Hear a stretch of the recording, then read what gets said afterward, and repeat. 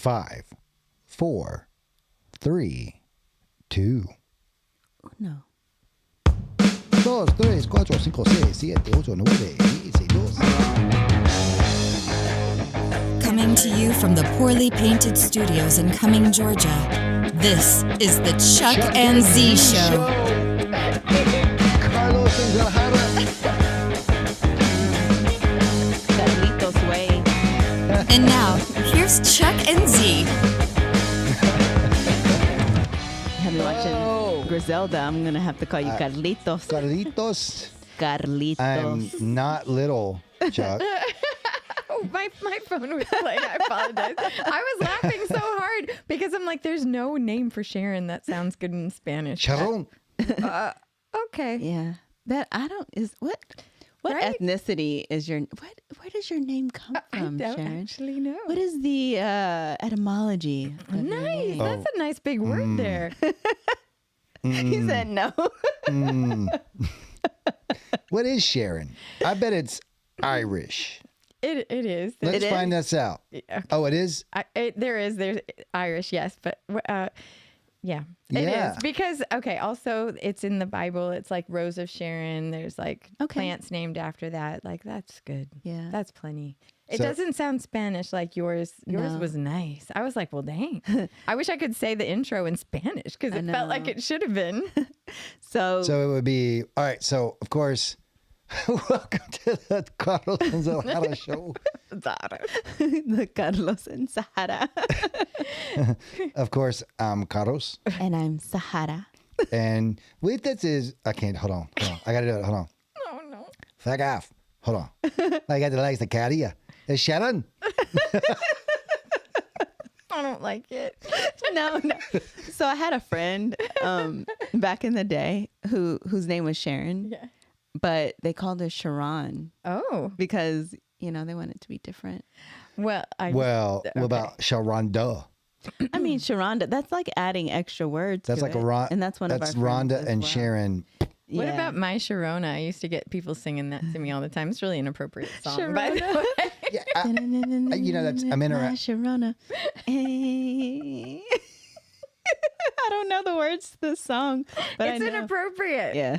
So like your name's hard, right? Because my name growing up, my name was easy to rhyme with things that, and you couldn't play the name game, right? Yeah.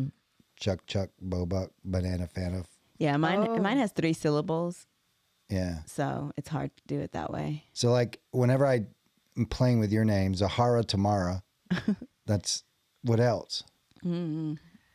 It's too hard for my brain. Kamara, Zahara. Yeah, we don't play the name. But game like with but like yours, so when you were growing up with Sharon, what kind of like Sharon, Karen, Bo Baron, Fanana, Fana, Shoshana. No, Oh, no. I'm more like, all right, so my mom's name was Debbie, right? Yeah. So of course the little kids are like, oh, little Debbie got a snack for you, right? That's how my kids were. So like, what would they do with like Sharon? Like what you sharing, Sharon? She was a goody two shoes, teacher's pet.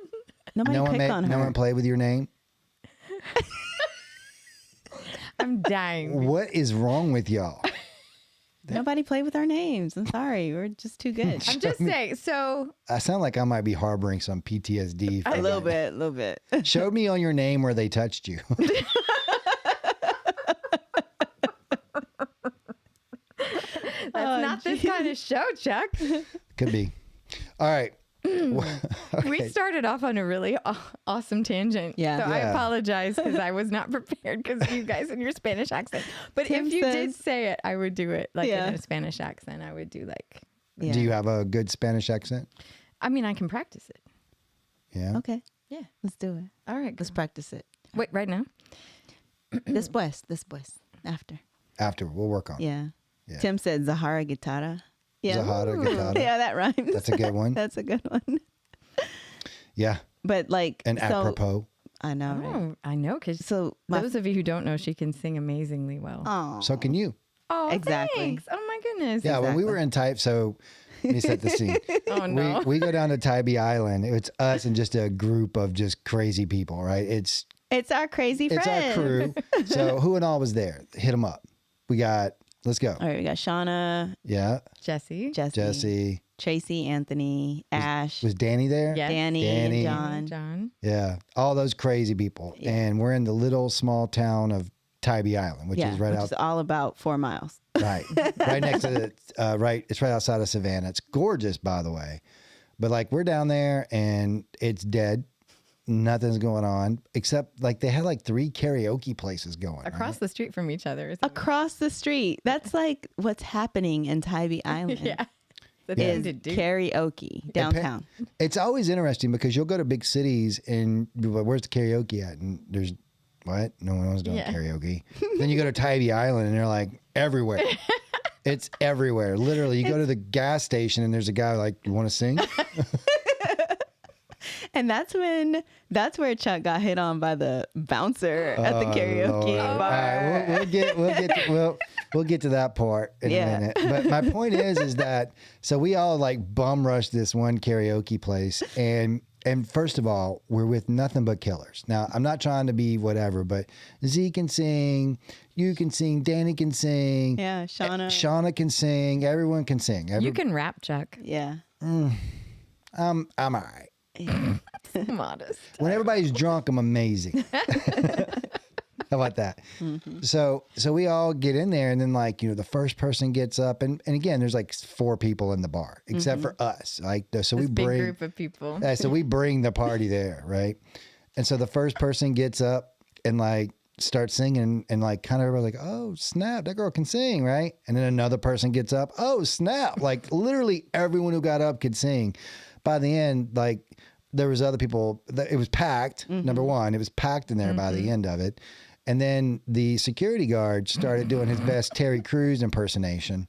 Which he could, I mean, okay, just think about Terry Crews and Big dude. his like what he looks like. So And he's big guy. packing. He's packing. Yeah. He's a guy. He's off-duty Yeah. cop, I think, right? Yeah, Terry Crews is a cop. Just picture him and Yeah. picture this guy, the security guard. Yeah, so he gets up and I don't know what song it was he sang, but it's kind of like a song you wouldn't expect, a tough-looking guy like that to sing. Was it a country song? I think it was a pop song. It was a pop song. It was a Yeah, it was a pop song. and then, And then he asks you to duet on what? He asked Chuck to duet with a rap song, and it was like, so know. at first I was like, oh, was snap. it Ice Cube and Yeah, we were doing Was it nothing but a Orange? G thing. oh, nothing but a G thing. Yeah. That's right, and that's something that you and I do. Yeah, so he's like, oh, I got that. Bet I got that. And then he was like, but at the same time, like He didn't have it. but first of all, the first indication that I should have been like, oh, where's your awareness, Chuck? Is he's like, I got you, bet, and then like pulled me in. I'm like, all right, bro, let's go. So there's this show that Chuck and I have watched multiple times, and we've mentioned it on the podcast. It's Always Sunny in Philadelphia. Okay. The very first episode It's just, is you're Chuck's so right. situation. It's Chuck's situation at the karaoke bar. Okay. I didn't even think about that. So the episode starts with Sweet D, who's the female character in this show. I gotta need another She's shot. twins. She's twins with Dennis, and they're D and Dennis Reynolds. Okay. Okay. And then there are 2 other characters, Mac and Charlie, and they're all just bottom of the barrel humans. But in the show, Sweet D comes and she is talking about introducing her friend to them, and she's like, don't embarrass me, guys. It's a friend that I met at drama class or whatever, and I want to introduce him to you guys. And she's like wanting to hit on this guy, like to go out with him. And so he walks into the bar, because this is where the situation is. They have a bar. And they walk into the bar, and it's this black guy, okay? And they're all Why'd you white. say it like that? And is it? Well, because the cast is all white, and they like literally had you guys' expressions on their faces when this guy walks in.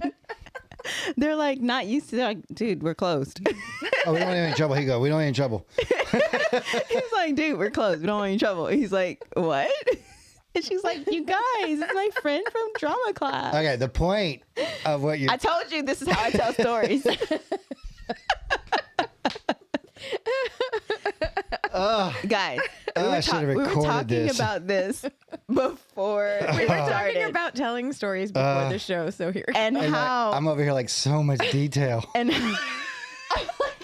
how I'm adding so much detail into the story that doesn't even and freaking Z's matter. shirt, like, so Sweet D's shirt was pink because, Yes. And then you know what? She brought him like. oh my she God, did not- don't. You're going to kill me. You're going to kill me. Anyways, All right, the it point turns. is, The point of the story is the guy ends up being he ends up being gay, and he's hitting on Dennis, but like he But it's doesn't not- know. it's subtle. He It's doesn't so know. subtle. Oh my God. yeah. So then we get up and first of all, a little weird how he grabbed me, right? Like again, but I was like, all right, he's just a big dude. Maybe he doesn't realize how big he is, right? You gotta jostle me around a little bit, right? Oh my God. So Cheers. Cheers. I already did mine. Oh my God. So we get up there to do nothing but a G thing, Babe. and he doesn't know a single word. 0 words. Not a he word. He knew. I was like, damn. He missed a bunch of intros, and you were just looking No, at him. so I eventually just start doing his part too. And I was like, and then I was like feeling weird about the way I thought about it. I was like, I can't believe he didn't know that, right? But but he said, "Oh yeah, I got you. Yeah, I got that." So we got up there and did it, and he was terrible. Yeah. And then at the end, God, he gave Chuck a nice big hug. yeah, Like- I got an ass cup. Hey guy, Oh, let me. Yeah, like what? not Yeah, good seeing you. yeah. I can't. I'm never going back to Tybee Island. For sure, I'll get pulled over. Billy will totally like. Why you got to say his name? I'm like crying, you guys. Here's the fun, Dude, you know though, you know that energy, right? Like, like, all right. So when a guy comes up to you, like when I know it because I do it, right? Like when I go up to my wife, I arm around her and I slide my hand down her back a Oh, little really? bit. Yeah, I'll give her a little small of the back and then a slight shift down to the cheek and just a, right? I ain't never had a guy. Is that how it goes, Sahara? I ain't never had a guy do that to me. And then also, like,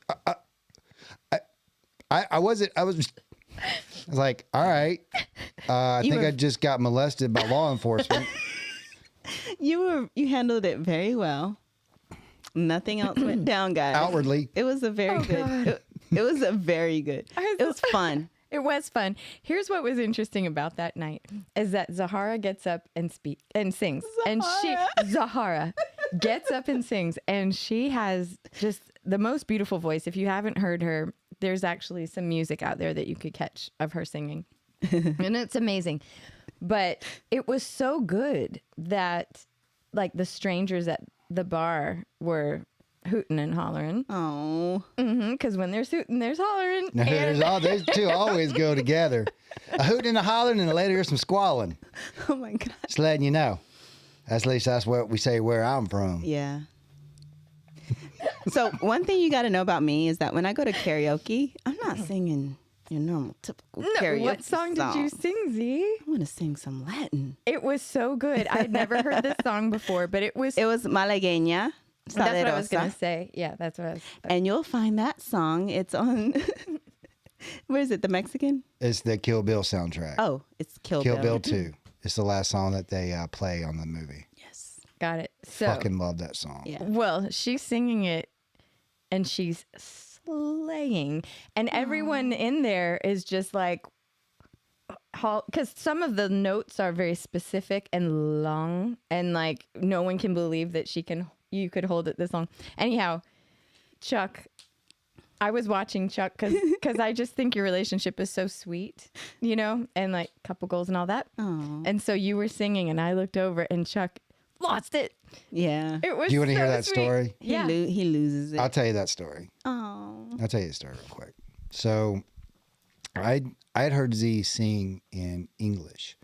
And the first time she sang in English, I was like, oh my God, why aren't you doing something with this? And then she proceeded to tell me about her story. And that's up for you to tell. So Yeah. I won't go into that. Yeah. but I heard her sing and I was like, holy shit, that's amazing, right? Incredible.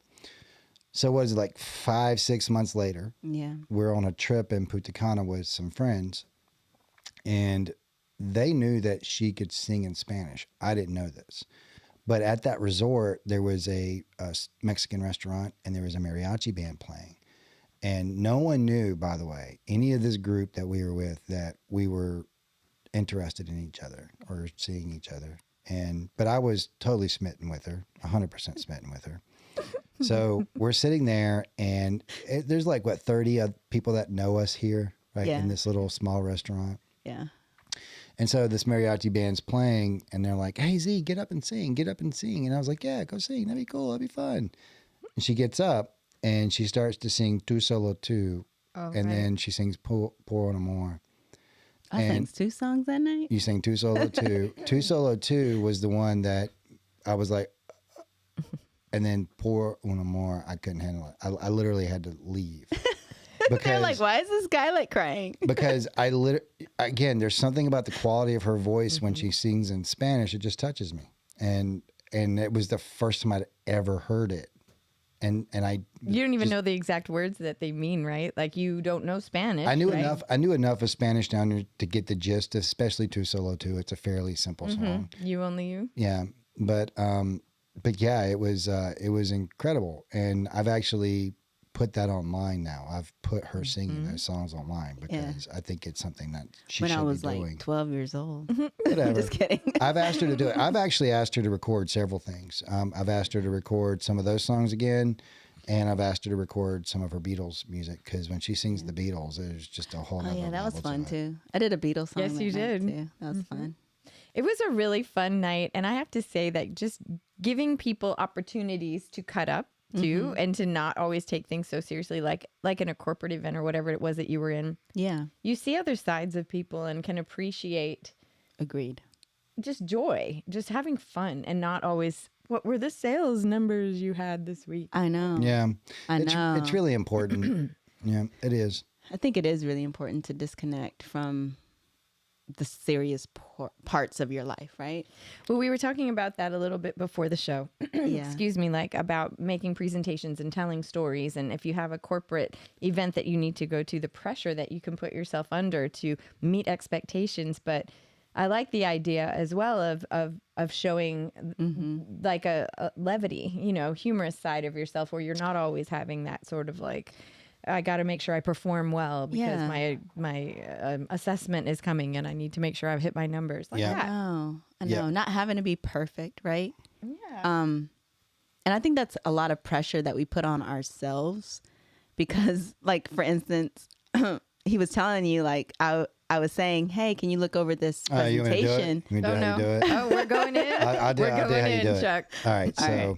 she and I are both currently working on presentations that we have to do for our company, right? And I'm over here diligently working away on mine.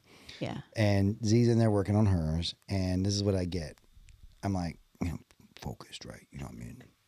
So, And I get, by the way, I'm in the dining room. She's in the library, right? So that's like what, 200 feet? Yeah. With walls between us. This is what I hear. I don't know. Can you come here and look at this? I think it's okay, but I want you to look at it. I want you to come here and tell me what you think of it. Why do I sound like that? Because you're annoyed. Yeah, I know already from as you telling me you want me to see it, you're already annoyed. Right? Yeah. You're already not happy with it. Right. So now my expectation is set that this is going to be garbage that I'm going to that I'm going to go look at, right? Because she's not selling me on whether or not it's a good thing. She's over here like, I guess come look at it. I guess. It's what it's called, guys. Reverse psychology. Is that what it is? Like set it up to where it's like lower expectations. Mm-hmm. You know that Mad TV lowered expectations. Nah, I think you're shooting an arrow and petting a bullseye around. I am. I think that's what you're doing. But anyway, so I'm like, all right. So I have to disconnect my thought process because I'm doing mine. All right, but I don't mind because I don't mind helping. I actually enjoy kind of doing this kind of stuff. So it's in your wheelhouse. in my wheelhouse. So I go in there and she's like, well, this is the first slide. Look at it. And I'm looking at it and I was like, okay. And she goes, this and this and this. Ugh, I don't know. I don't like the graphic. I'm like, and then she's like, it's too much between words. You like this one? And she's just going through it. And I'm like, actually, it's really good. Like at the end of it, I'm like, actually, that's a really good presentation. Whatever. Okay, whatever. I'm like, but no, babe, I do think it's good. I don't want you to like it. I want some constructive I'm like, criticism. "What?" But it's good. No, it can't be. Can't be perfect. So then I'm like, I spend like 15 minutes going, I think it's good. I think it's really good. Like, I think it's really good. And then she's like, okay, all right, it's good. And then he does his and like video montages and like sound effects and like it looks like a freaking film production in a PowerPoint presentation. And I'm sitting here like, okay, I gotta follow this. But that's my personality. That's what I do. So just so you know, his personality is fully produced film with like Tarantino directing it, you know, and then mine is, hi guys, welcome to the classroom. You know what I mean? Yes, Like I it feels do. so elementary compared, but we're not just, it's fine. It's fine. I'll be fine. Do you have to do you make up things, Chuck? Do you say, well, you know, that color on that slide could be different just to give her? I have. How did that go? She took my advice and changed Yeah, it. like But that's the thing about it, though, is she knows I will tell her. Like, if I come over here and I look at something she's doing and it's not good, I'm like, Z, I can't even, that looks bad. But she'll tell me the same thing. Like, I don't like that. I don't like the way that looks. So I don't know why she doesn't believe me when I tell her it's good. It's really hard to get constructive criticism from someone that you're around like a lot. You know that. I do. It's like, It's a little extra personal. it is extra personal and you feel that they don't see the flaws. They can't separate themselves from who you are as a person to them in a way. No, I can. But I know that you can. I can. I always have been able to. He's 'cause like, nah, I can. I want you to win. Like, I value you winning more than I do hurting your feelings, right? I know. I value you like being successful and achieving the things that you want to achieve more than I do hurting your feelings. I know. Because that's going to pass.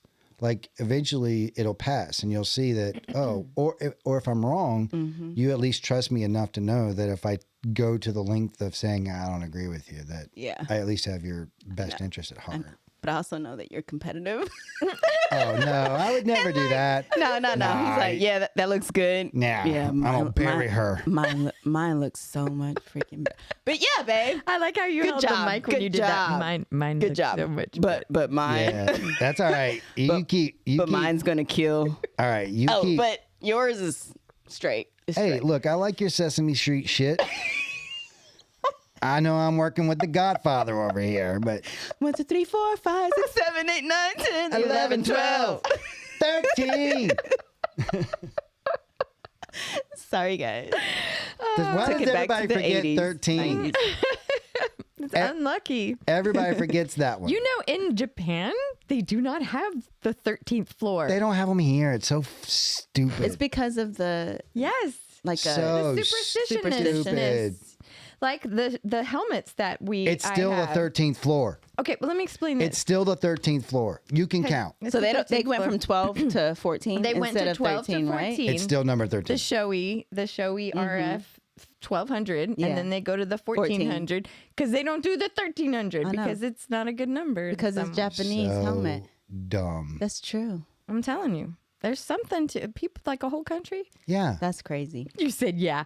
We were talking about this before the show, though. We were talking about how Chuck has the ability to have like this little pause before he responds to certain things. Like you are not the kind of person that is reactionary. You're more choice of your responses.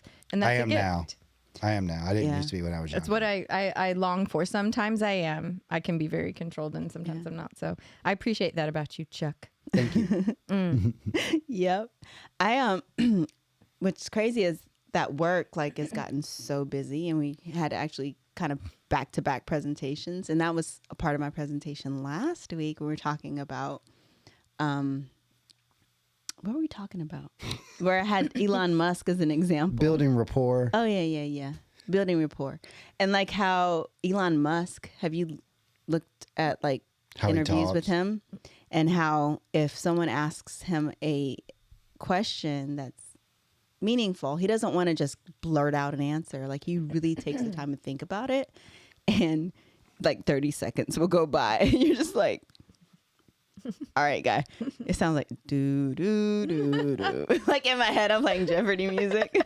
I mean, it's uncomfortable, but when he talks though, he has It's profound. complete thoughts. Yeah. All right. And that's something that I admire in people like that they, I do too. yeah. I do too. Because I even though I think I'm pretty good at catching and controlling, there are times when I'm like, oh, I just like talked for 15 minutes and just said nonsense. Yeah, like when I tell stories. I need to get better at that, guys. Like I tell terrible stories. It's called, I'll give you the hint, edit. All right. No, for real. It's editing. So like in filmmaking, there's this term called kill your babies, which basically means your favorite scene, your favorite piece of dialogue, all that stuff, you're going to probably cut it. So just go ahead and cut it. But I love 'Cause it's- everything of it 'cause it's about something- it. I love my baby. I love my babies. It's something that you want to say, but doesn't serve the story. I know. Yeah. I know. You want to say it. It's hard. That's why I could never be a comedian, Yeah. because comedians have to be just main points on point just to get their point. There you go. Economy of words. Very much so. Very concise. Very concise, straight to the point, just to have that like plot and that. Here's what I didn't know about comedians, though, until I was talking with my friend Christine, who has taken some comedian classes. She's actually a comedian. She's been on several different stages here in Atlanta. Mm-hmm. Is the punchline one of them? Yes. Yeah. Then yes. So she was saying how they make you memorize the script. So it is really Yeah, like a play, it is. It is. which makes you really It's- work on it. It's one of the points that I make in when I'm training salespeople. Yeah. Is that when you're telling a story, when you're in there in a sale, you're on stage, and I give them specifically the example of comedians. If you go watch Joe Rogan in Minneapolis, that set is going to be identical Yes. to the set you see in Tampa, including the applause breaks, including the fake laughs, including the accidental stumbles. Every single piece of it is regimented because they have honed that over a period of time, that this specific sequence of events gets this kind of laugh. Yeah. That's how that works. And when I'm coaching salespeople, I tell them you should always have the hero's journey, but basically your sales structure going through your mind, that you're going through the steps of this. And if you get good at it, it seems very conversational, like you're just going through the motions, you're having a conversation with them. But what you're really doing is you're progressing this relationship forward. It sounds, when you lay it out, it sounds like you're using psychological tricks and you're being manipulative, but you're not. This is how people build relationships. You just are aware of it, so you do it intentionally. Right. That's different than people who do it unintentionally. It's interesting. Go ahead, Z. No, I'm just gonna say, like, so I never had early on in my career in sales, like I never had formal training, someone to come and say, hey, this is how to set up a story in order to tell it, right? You have your set and setting, you have your conflict, and then you have your resolution. And this is a story that you can tell. So this is something that you've been able to overcome for a customer. So tell them this, right? I intuitively had that in my mind as I'm listening to the customer tell me about their issues. And so I'm just like picking and parsing parts of like my experience to be able to then bring up a story that could match the situation that they're having. So this is something that you can be taught, but it also is something that can be intuitive to you as a person. So that's why when I'm telling stories and I'm thinking about telling a story, that they come across so clunky and weird and like so much information. But when I'm in the moment of like a sales process or trying to tell a story about a situation that I had that's similar, that I was able to overcome, it comes across more natural because it's something that I've actually done. You know, your and brain is working in a experienced it. different way. And you Yeah. lock into that structure. Yeah. And for me, it works because this is how my brain works. Like I see everything as a narrative. That's always been one of my things. That's why I talk narratives or patterns. Patterns or narratives. I even, one of the things that I tell people in sales training is that even your perceptions are micro narratives. Like every single one of them, when you meet someone and you have this perception about them, there's a beginning, which is set and setting. There's a conflict with, oh, I wonder what, and then a resolution. You immediately make that judgment about that person, whether you're consciously aware of it or not. So even your perceptions about the world are micro narratives. So that's how I see things. And when I'm in a sales thing, I'm always following the story structure whenever I'm talking to someone, right? So for instance, this is a subject that we're training people on this week. When it comes to the conflict portion, so say for instance, I sit across from someone and they tell me they have a problem. Well, I've been doing this for a long time. Also, I've heard other people's stories. So there's a catalog of stories that I can pull from that would specifically address that person's problem, Yeah. right? I have two ways that I can address this whenever someone's talking to me about something. I can say, oh, I have this problem. Say they have a problem with their timekeeping system. I have a problem with timekeeping. I've got a clock that'll fix that. Okay. Okay. What good did I do there? Oh, I have a solution to your problem. I have a clock that'll fix that. I didn't build anything in that person's mind in order for them to think that I might have some credibility here. So I immediately know that I'm going to tell them I have a clock, but in order to get them to that point, I'm going to build a narrative through it, right? So as I'm sitting across the desk for them listening and they tell me that I'm really frustrated, I'll just go through it. I'm really frustrated right now. I need, I've got this problem with buddy punching. Buddy punchings where someone else clocks in for someone else and keeps them clocked in. I'm really frustrated because I can't spend the money to go, put all this additional equipment in and blah, blah, blah, blah. So as I'm listening to him, I hear three conflicts.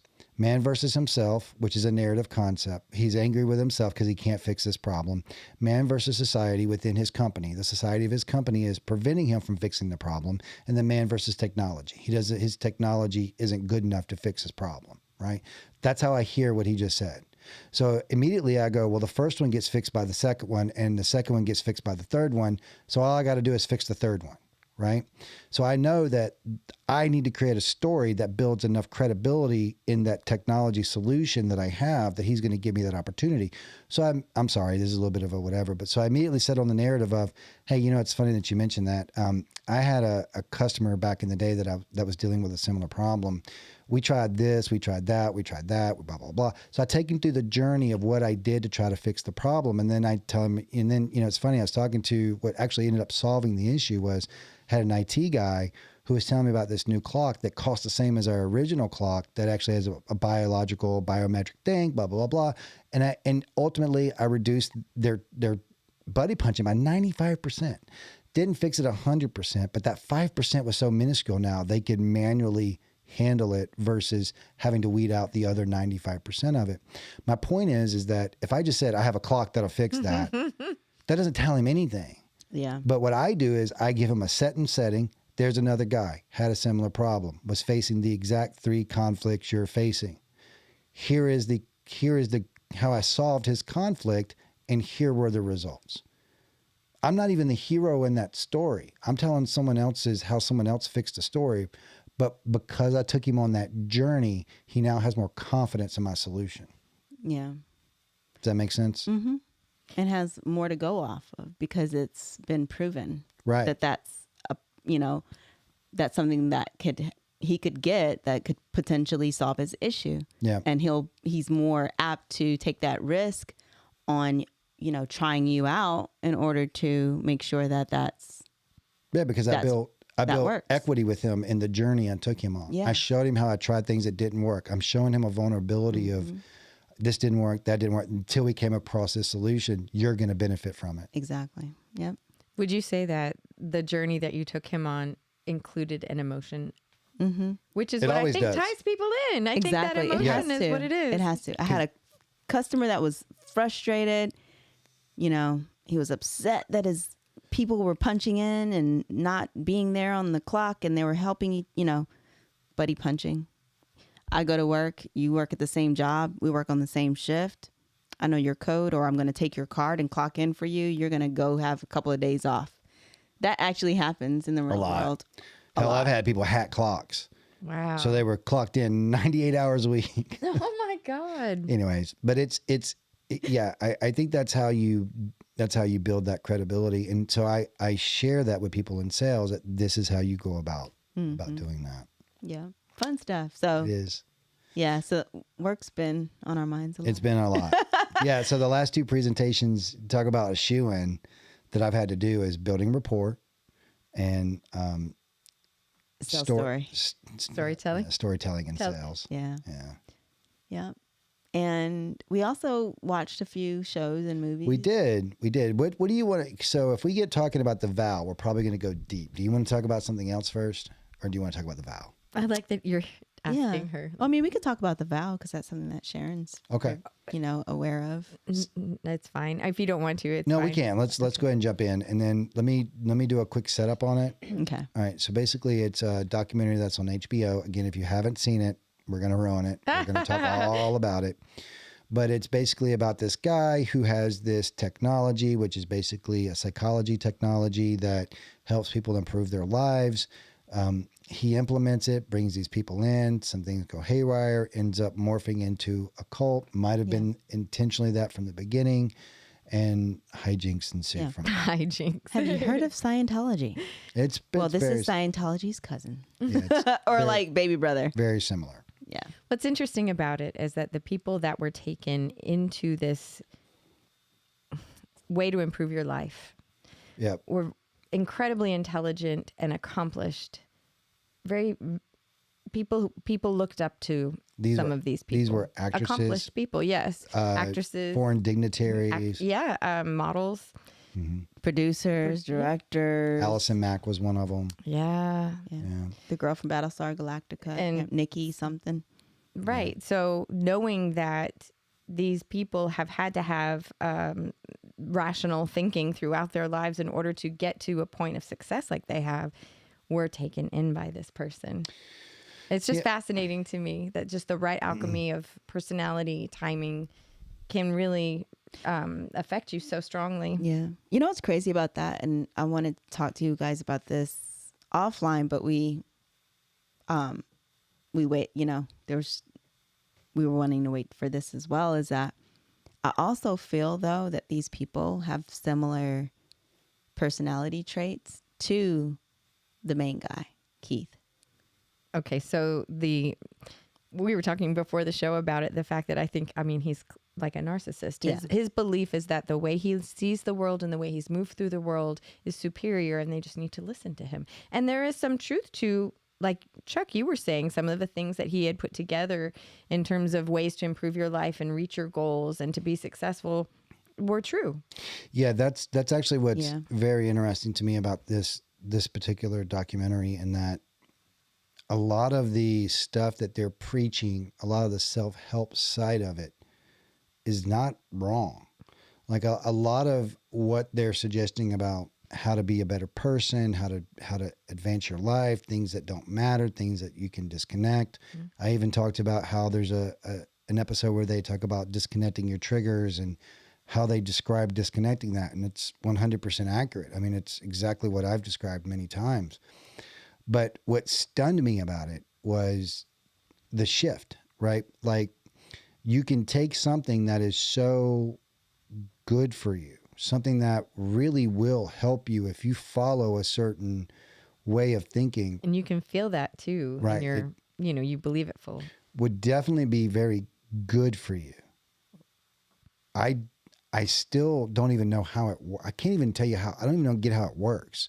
Like, how do you take that, something that is positive, and shift it to controlling, which is the thing that I still don't know, because as I'm listening to what he's saying and all, I don't know where the element of control comes in, other than once.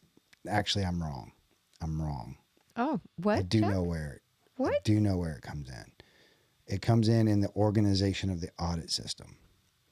That's where it comes in. Well, yeah, but also, okay. That's where it comes in. So the organization of the audit system, like, so people spying on each other and, you know, Having to tell their story. having to tell whatever they saw the other person doing or whatever. Just like in Scientology, where That's if you they're see called audits. Yeah. if you see someone doing something that's outside of the code of conduct in this particular religion, you're supposed to tell your higher ups, and then you get punished, they get punished, all this other The stuff. sanctions. Yeah. Yeah, that's it. But I also feel that there's this level of this other level that these people in control get to where they feel that they're untouchable.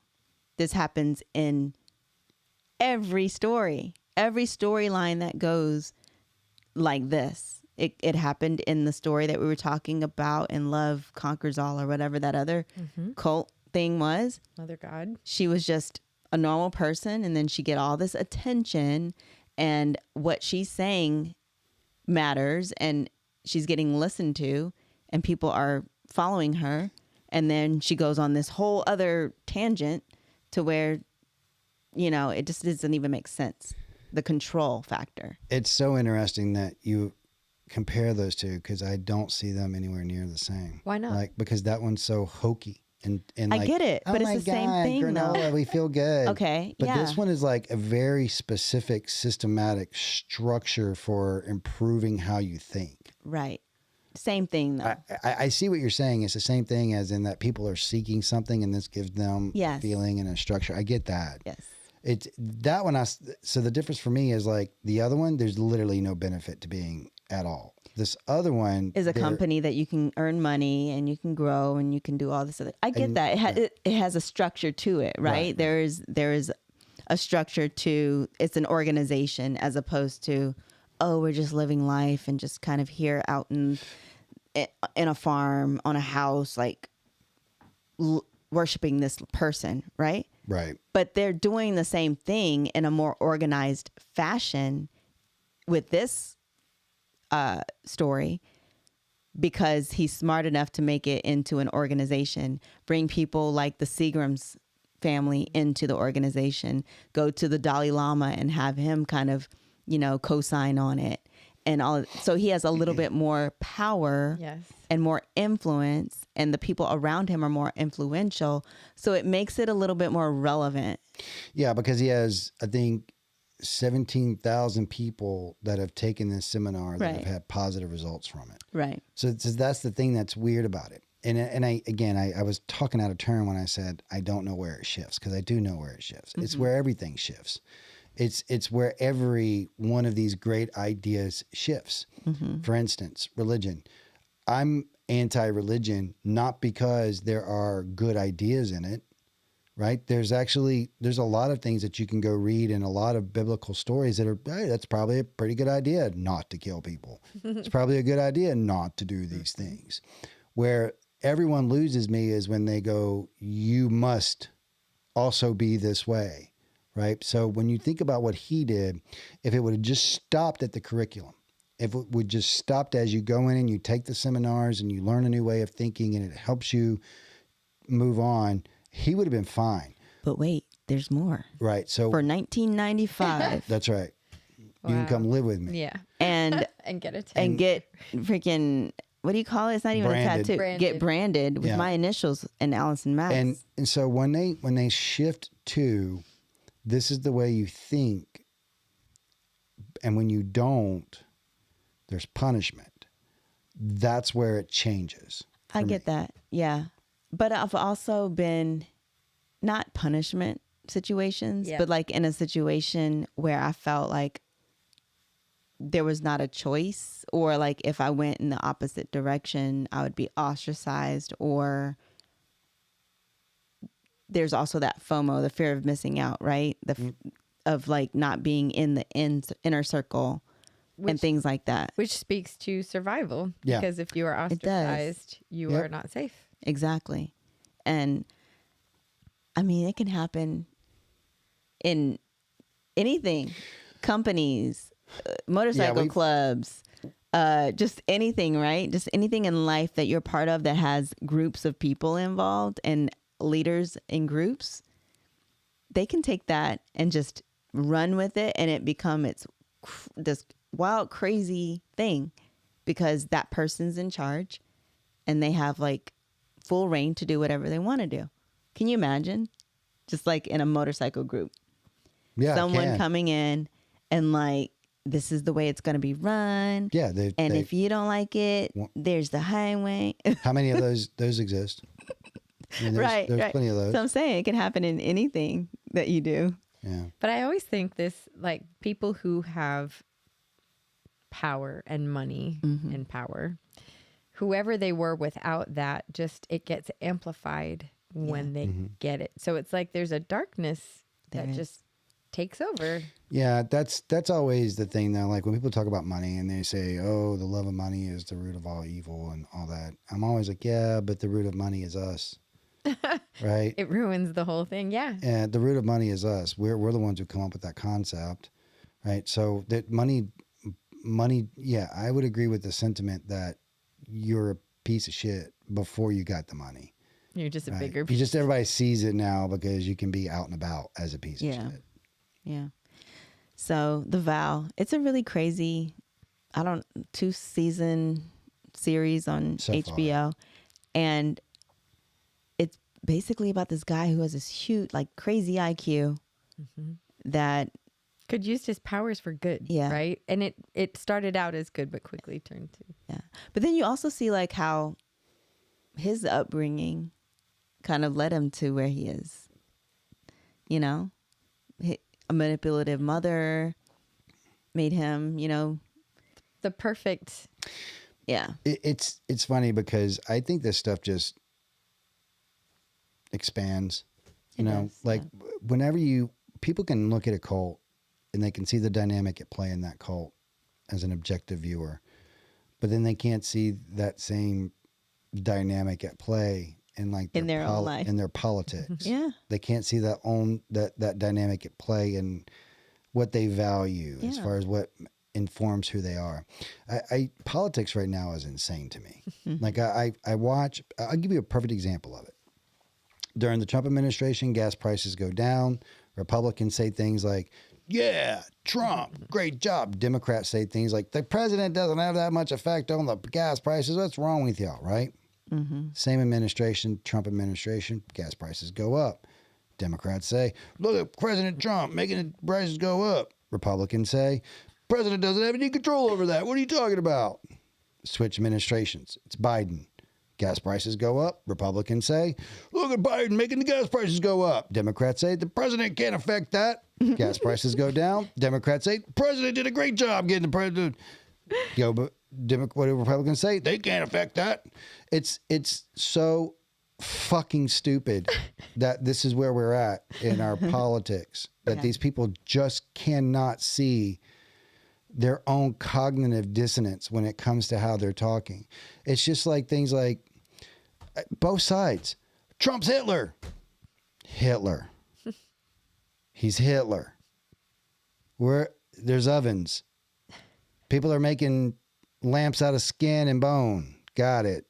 Biden's the biggest socialist ever. He wants to invade the country. Okay. Did you hear about the tax laws that were put in place I can't remember exactly, 7 years ago, that were actually meant to start to really change this year? Yeah. But it was strategically done because they knew that whoever was in administration was going to be blamed for it. Yeah. Yep. It was political. Yep. And Okay. see, and that's again, it's done. Yeah. But This is why we all sit around and we argue and complain, and it's like the Spider-Man meme. Two people point at each other and we look identical, right? Yeah, it's just we sit here and we argue with each other as if anything we're talking about is going to change anything that they're doing. It just, and yet we end up mad at each other. Meanwhile, the real argument should be against us and them. I mean, if you think about it, there's a uniparty now. The best example I can give of that is Obamacare. I've said it so many times. Romney was already drafting Romney Care. You were going to get it either way. It was going to happen. The government decided they wanted to do this. You were going to do it. There's not that much difference. Yeah, they just packaged it up and made it look different. Again, I don't like Trump. I don't hate him. It's weird. It's like when you talk about these candidates, it's like, I've said this before, but like when my daughter was like, I'm a fan of AOC. You're a fan? It's a public servant. You don't know this person. This person makes $150,000 a year and somehow is worth $20 million. Why is that someone that you like? This person is not a good person. They're supposed to be up there representing our interests, and they're representing their own. That's all of them. But let me ask you a question. I'm going to say something real quick because I'm on one right now. There are programs right now running in our government that we're not allowed to see. Like if we were like, hey, I like to know what you did with my tax money. Well, we can't pass an audit, right? So we don't get to see it, right? The president can be told no. He doesn't get to see it. Congress can specifically demand to see it, and they can be told no. Who's running our government? If there's programs that exist that literally every element of our government can be told they're not allowed to see, who's running the government? God. All right. And that solves that issue. No, it doesn't solve it. my point is that we're all in the cave. Layer upon layer of bullshit. Yeah. You ever heard of Plato's Cave? Yes, I have, because I took a philosophy class, and I remember hearing about You it. accept the reality That is you're presented shown. to you. Yes. And when you see something different and try to tell those who still see the reality they were shown, They don't believe. they react with hostility. Mm-hmm. Yeah. Yeah, that's It's called human nature. isn't it? Yeah. Yeah.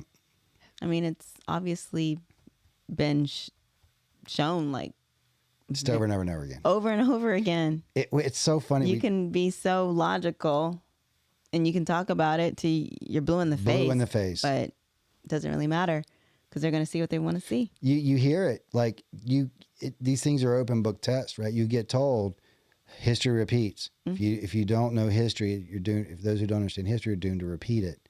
This stuff happens. When you look back in history, that's when you create the narratives around it, right? For instance, when you look at the French Revolution, we look back and we create a whole narrative around it because there's a whole narrative to be created. But the people that were living in it, they didn't know. Same thing with the Industrial Revolution. My point is that when you're in something, you don't necessarily know it until you're looking backwards. Does that make sense? That perspective when you're out of a relationship or something and you see it for what it is. It's like, for instance, if we're in a dystopian future right now, we won't know that until it ends and somebody else is looking back and says that was a dystopian period of time. Yeah. Cool. Am I too deep tonight? I mean, That's it's a little too deeper. It's a little, you too can't deep say- than where I wanted to go. Yeah. Uh-huh. Well, Too actually, much alpha brain tonight. how do you think that plays into football, actually? Oh, into football? So How about- I suspend all logic when it comes to football. It's rigged. It is fine to be tribal about football because it doesn't matter. How about when I was watching who did Kansas City play last night? Baltimore. Baltimore, right? How about when I was watching that game last night? It felt like it was rigged. I felt like Baltimore was better than what they showed. And I don't watch NFL like that. I don't watch NFL like that. Chuck knows. We only watch the 49ers if they're playing, maybe a game here or two, but we're mostly college football fans in the house. So, but I got to see Baltimore play Kansas City, and then I got to see the Lions play the Niners. And if the Niners lost, I would have said, that's rigged, because I felt like they were better and they played a good game. Now, it was a very defensive game, but I don't know. There was just something about that Kansas City game where I felt that they had a lot more power that they just weren't They were just giving up plays. You thought Baltimore was better than Kansas City. I just felt like they could have given them more run for their money, just based on how the game panned out. Yeah, I'm not a big fan of Kansas City. They got a good team. I don't care about either of those teams. I think any of the teams that are now in the playoffs, I mean, they have to be fairly decent to get to the playoffs. But I was rooting for Baltimore. But honestly, I think we've got a better matchup with Kansas City. Yeah, I'm gonna say that I don't have much faith for the Niners, even though I don't. Oh no. Oh, come on. I don't. Gang, they got this. The What way are you they talking played, about? the way they played against Detroit last night. Girl, that second half was ridiculous. Okay, the second half was fine, but then they let them score in like the last few minutes of the game, and I'm They were- like, chill, dude. But they were you playing. don't need a All skill. right, You all don't right. need a score. Like All right, listen. defense When- all the way. I hear you. But when you're up 10 points, right, you just play conservatively and play the clock, right? They weren't really going after them. That's kind of a garbage time touchdown. I'll tell you, I would not let you score though. Like I'll tell you what so there's a lot of Detroit fans saying the opposite right now, that they feel like it's rigged because the 49ers came back and won. But in my opinion, they should be furious with their coach because how many field goals could he have gotten? But he went for it on fourth. Tried to go for it, and It would have been the difference in the game. yeah. And what did I say about the 80-20 rule? 80-20. Okay, so he has terrible odds on making it. On trying to convert a fourth down He's going to do it, though. every That's his single philosophy. time. I admire him for sticking to it. Yeah, but you but suck you're in the at calling playoffs, bro. You're in the playoffs. Take those points when you get a chance to take those points, man. Yeah. You don't play around like that. Not in the playoffs. Playoffs? Not in the playoffs. Playoff. I don't know. No, you know what I'm doing. No. I was doing an impersonation of him. Oh, I don't know what that guy's name is. Playoffs? I can't do it. that was good though. Whatever it was. Meant. Whatever it was. Go Bears. If there was more testosterone in the room, they would have gotten Oh it. yeah, the guys would have gotten it. All right, cool. That wasn't misogynistic at all. Is that right? Is that misogynistic Party to in point the out that there's... USA. Wait a minute. That's misogynistic to I don't know. point out that That guys you would know that. don't have as much testosterone as I do. Isn't that just a biological fact? No, you're right. We have a lot of testosterone though, but the fact that we don't watch football like most guys do, yeah, you're right. No, you do. You know football. I mean, I didn't get the playoffs reference. Just kidding. No. You're more of a college girl. Yeah. I mean, it was good. I like what, and I actually am going to enjoy watching the Super Bowl this time because Yeah. I've not been invested in any of the teams that have played the last few years. I'm nervous. The last couple of Super Bowls have not gone well for us. Yeah. We had Hopefully the 49ers pull it off. Yeah. We'll see. yeah. We shall see in 2 weeks. Do you watch for the commercials? I used to. Because I like the commercials I sometimes. used to. They've kind of gone downhill. And then the halftime shows have been kind of They got Usher.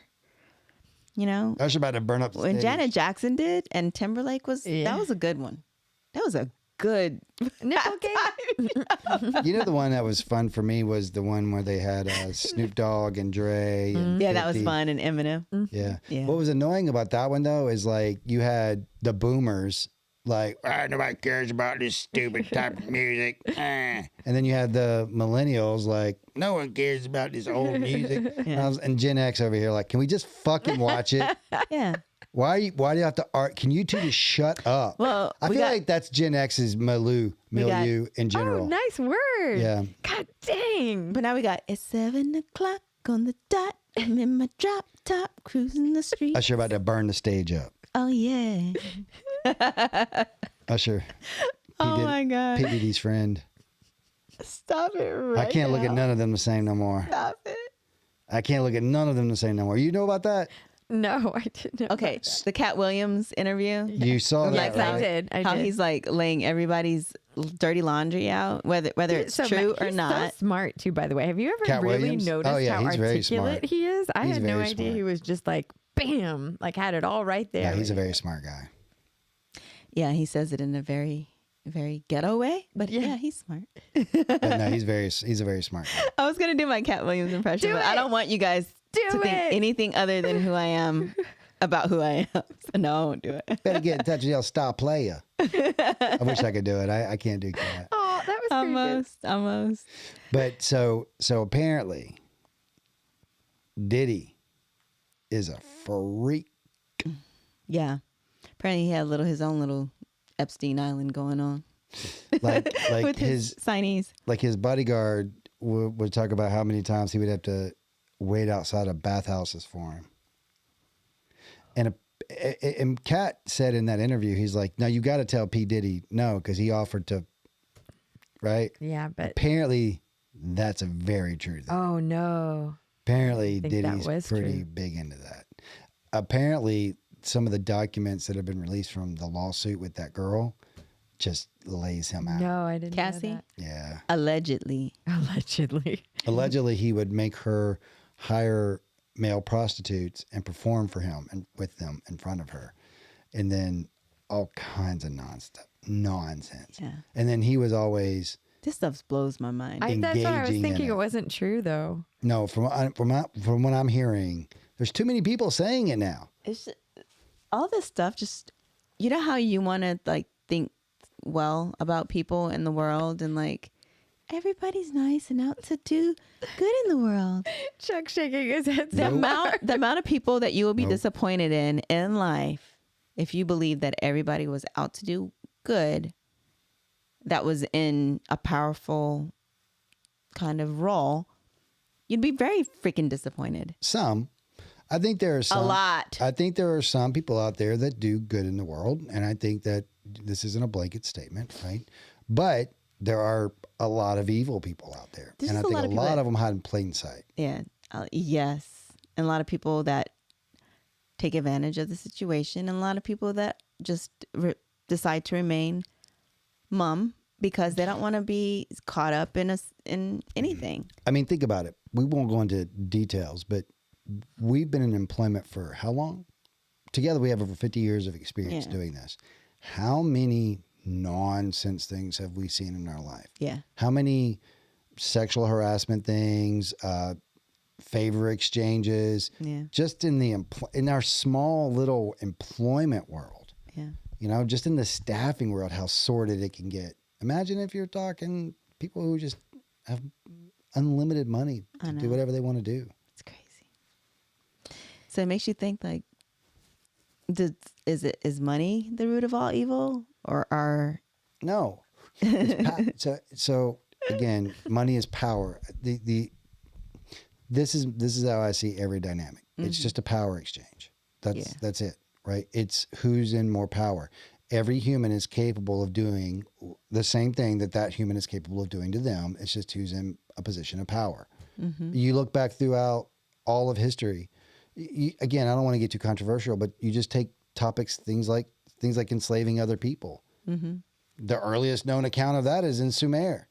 yeah, That's what, 2700 BCE? yeah, or just like Genghis Khan, right? Just what Timothy, he yeah. did, just how many hundreds of thousands of people that they took out, I and think how his DNA is still hundreds of thousands. The estimates are between 50 and 100 million people. million. So they say that his Can't imagine. lineage, like, is I don't know how many years 10% ago. of the world. Today, He 10% did so much. Of the Had so many world. wives. has Genghis Wives. Khan's DNA, like, come from his lineage. Listen, anytime you hear these old stories about like guys like Taking wives. Temujin and all that, when they go, he had 80 wives. That's a lot of rape.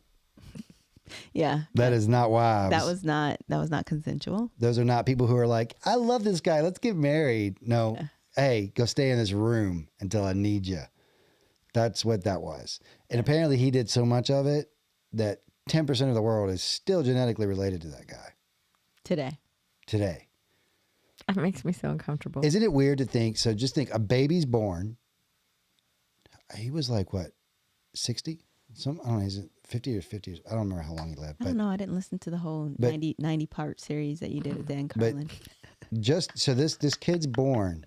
It's like 900 hours. This kid's born into these horrific conditions and somehow rises to the point where he looks around at the world one day and goes, you know what? I own this bitch. He just said, you know what? It's all mine. Everybody. This is mine. Oh, you didn't know. I know you don't know I even exist or that people that look like me exist, Yeah. We're going to take over. but you're living on my property and I'm coming to tell you. And when people were like, no, wait, what? No, this is my house. He's like, ha ha. I'm going to burn everyone you know. And how did he get people to like follow him? I always wonder that. And they Charismatic speakers. and they wore clothes until the clothes were rotting off of their bodies. Like they never washed them. Like that's disgusting, right? One of my, so That's what I think about. I think about hygiene. Yeah, like in these I don't want to have situations. sex with this person. Right. oh, No. want. Want? What does want have to do with anything? What you want? Gives a fuck about that. I'm Timogen, mug. I own this. Didn't you know? Do you see the sign outside? You see my tent? This is my bad boy. But no, he would just literally just show up. That like one of my favorite stories is the one about where these emissaries are going to visit the city, Ooh. and as they're going to the city, this is a city that Timogen showed up at, and said Timogen is Genghis Khan, by the way, guys, because Chuck likes to call him by his real his name, proper name. which nobody knows. So it's Genghis Khan is who he's referring to. Genghis Khan is his title. Go Timogen ahead. is his name. Go ahead. All right.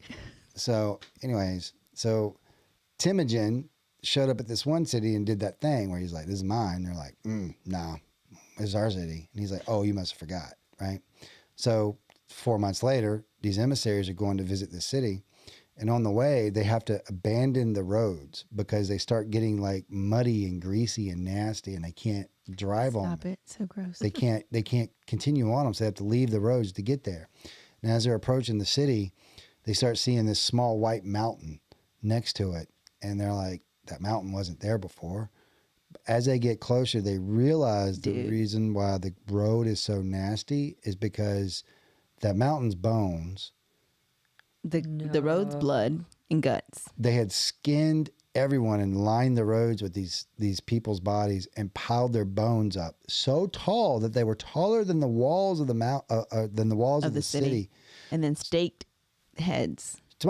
There's one. Okay, I'm sorry. This stuff is fascinating to me, and I want you to. I'll tell you why it's fascinating to me. There's one story of him and his army killing 100,000 people in one day.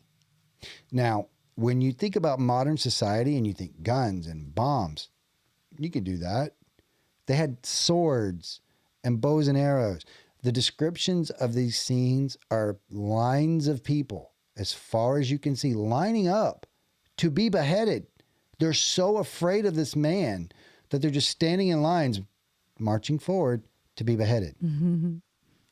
They had lines of their soldiers who were just coming up, taking a chop, taking a chop, taking a chop.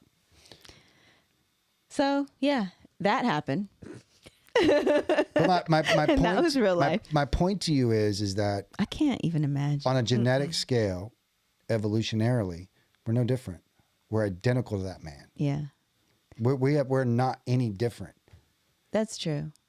And then Is when I watch Planet of the Apes and I see, like, actually, was it Planet of the Apes or was it a real Chimp animal Empire.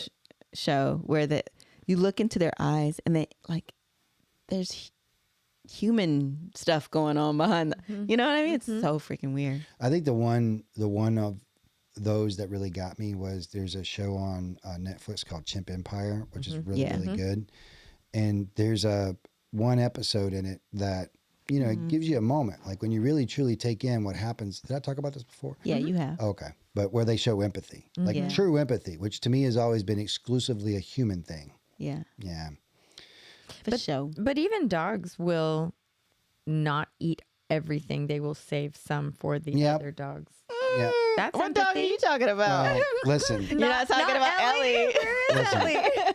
Let me just tell you about all you need to know about your pets. that they're going to eat me in a second Yes. the minute I die? Yes. Especially small dogs. That would be So Daisy. cats, Look, cats, all right, so and small dogs. cats are the worst. Cats are like, oh, you dead. I'm hungry. Yeah, I'm gonna. eat So you right within a away. couple of hours of you passing away, they start eating on your soft flesh. So they eat your eyes, eat your ears, eat your tongue, eat your nose. They start eating all the things that your are lips, easy, your little lippies. all the things that are easy to eat. That's why, like these people say, when they go get dead bodies out of these houses, it's like horrific because they walk in and their faces are gone because their cat ate it. Small dogs will wait 2 days. They'll look around and then they'll kind of go, "Oh shit! Well, I guess they're not coming back to life," and then they'll eat you. Right? Big dogs will wait a week. They'll wait a week, but then they're going to eat you too. Allegedly. How do you know this? Actually- Allegedly, there's some statistics out I've there. actually read and listened to a few podcasts on it as well. Yeah. But it's so my point is that everything will eat you. We are mistaken to think that We eat these- each other. Yes, I do. I get that. You know, I mean, Donner's Pass or whatever, the Donner family. Yeah. I mean, that's something that I had to watch because I grew up in Utah. So I had to Wow. know about the Donner family, the history of the Donner Party, and the stories behind that were freaking insane. no. You know, like freezing in the mountains, Listen. no food. anytime this is again, Sally's going to go be our meal today. Oh, God. where are we at? How long are we got? We're over It's an 11 hour. minutes. Okay. I talk about this all the time because we like to fool ourselves into thinking that we're so civilized. Because look at all our nice shit. Yeah, got a house, Cars, Comfy. some microphones. motorcycles. We're talking. Glasses help us see. Do we have motorcycles? Motorcycles. We like to think we like to think that we're I don't know better. what those are anymore. We like to think that we're different, but we're just beavers in a dam. That's all we are. And if you want evidence, just go look at any time human beings are put into a isolated scenario where they have to like survive. Yeah, It yeah, always goes bad. Always. yeah. It's always there's We are- always Again, think of us on the food chain. We are the highest predator on the planet, but that is what we are. We are the apex predator, but we're not separate from this ecosystem that we live in. yeah, and that's only because we have a little bit of intelligence and that we're conscious of like who we are. We're aware. We're aware, right? If we had zero of that, we'd be just like every other animal. Do you think we're better than animals? Better than? Mm-hmm. She's like, yeah. Did you see my Rolex? Just kidding. My Benz outside says I am. My 12-year-old Prius. Totally not Sharon. I'm totally like. Oh my God, I was like, wait. Better than animals. I think we're different than animals. I don't know better is the right term. What would you say? Yeah, we're absolutely better. We're way better than animals Because we have the ability to empathize. because we're able to be reasoned Let me with, ask you a question. Do you think animals sit around and talk about we need to conserve humans? like ethics.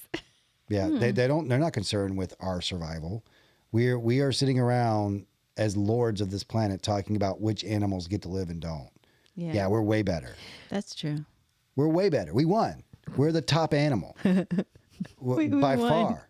This is what I struggle. Accept our position in this. Oh well, the rabbits. Rabbits don't give a fuck about you, bro. A rabbit will eat you if it gets a chance. It's not. The rabbits aren't sitting around going, we should really not eat all the carrots. Chuck, I have a question for you though. We should not eat all the carrots because humans need those too. In the right scenario, though, do we not all revert to animals? That's what I'm trying to say. We do. Yes, that's Yeah. exactly what I'm saying. Oh, well, that's what I was saying. Thanks, Chuck. Yeah. You're validated. Thanks. I'm talking about as far as like the animals. Aren't we the best one? Out of all the animals Yeah, we're by far the best one on this planet. so Animal, far. yeah. So far. Yeah. No, not so far. Who's going to catch us? Well, I was telling you in Miami there are these. The aliens. Well, I mean, are they animals? Listen, I don't know. whenever I'll tell you how to know We an saw alien. those too. I'll- a lot of cops in There were a Miami. lot of cops in Miami for Yeah, that was potential weird. street fight. Hold Yeah, on. that was weird. Was that a Pitbull concert? I mean, Yeah, they get No, down to like Miami though. They get down. 50 cars. It was weird. Okay, thank you. It was weird. It was crazy. But here's my barometer for everything, all that being true. Conspiracies, everything, all the stuff for it being true. It's boring. When it's boring, it's probably true. It's probably true. Not a salacious story. You Yeah. mean? Like, for instance, when you're thinking about aliens, I'll give you an example. Everybody's, aliens are going to come along and they're going to tell us all about who we are and we're going to know where we came from and all. No, they're not going to know either. They may have made us, so we'll have the answer to who made us. His theory is that we'll just still be wondering. Yeah, they'll be like, yeah, we made y'all. But who made us? Well, where'd y'all come from? The one above all. That's what they're going to say. The one above us. Yeah. Yeah, it's just weird. turtles all the way down. Wow. That's what I think. I think it's going to be very boring, Yeah. right? Just like this. I'm kidding. This episode was fun this for episode me. boring? This episode was fun for me. It was fun for me too, but It was fun for me. for sure. But Yeah. it was different. Conspiracies are like memos and documents and That's the thing. Like, I really wish there was like concrete and substantial evidence to prove any of these theories and like anything. And I don't get why there can't be. Like, we were watching this, I don't know, because then you would documentary. know. Yeah. They don't want that. But there are people that That's know. boring. There are Yes. people that know yeah. that aren't telling us.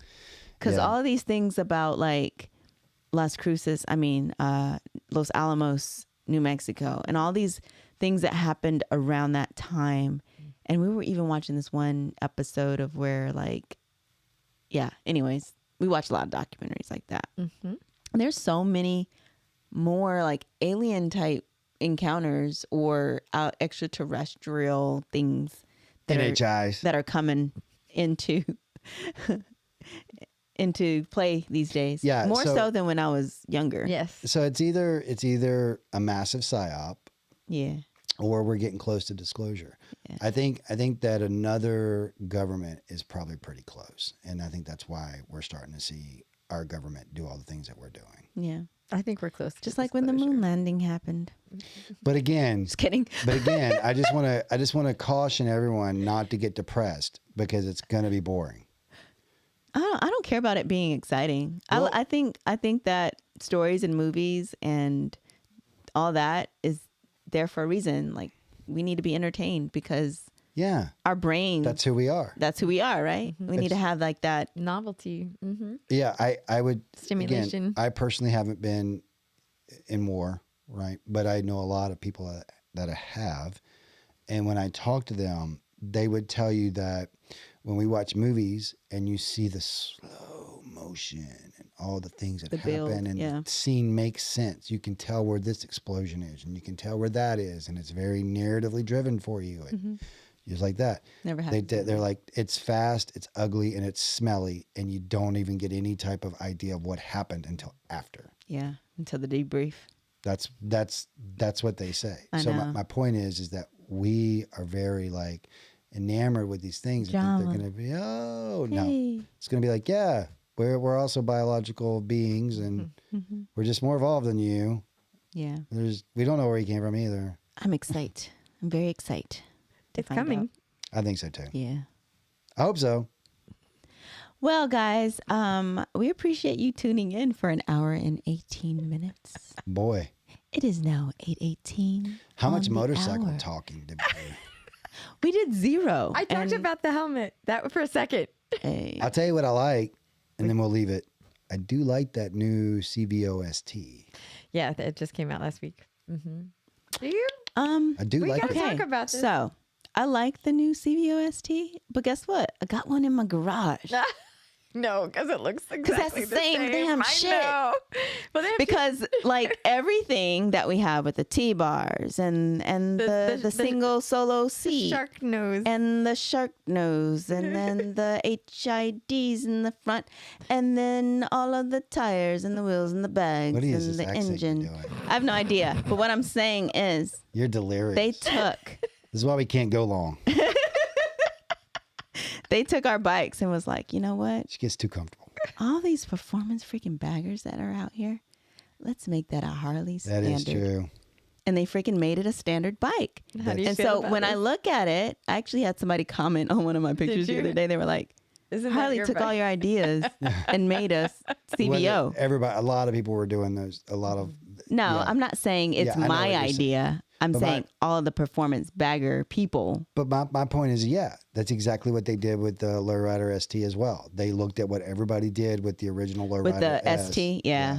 and then they put all of that in the I know. and so you basically get that bike. So those of you who are in the motorcycle community, souping up your bikes, spending lots of money on making it faster and greater and better. Guess what? Next year, Harley's going to come out with another version of the exact same thing that you want. So congrats. Just kidding. What did I do? You're such a dork. What did I do? See, we were talking about earlier about embrace your dorkiness when you do your presentations. That would be my tip. Embrace that dorkiness. All right. I'm a dork, guys. All right. Listen, guys, thank you so much for tuning in this week. Really enjoyed it. Shiny side up. Z, sign us out. Yes. So remember to like and subscribe. Oh my God. Yeah, I'm done. Hey, remember to like and subscribe, guys, on YouTube and on Instagram. Sorry. Bye. We love you guys. And bye. See ya. I don't know what's going on.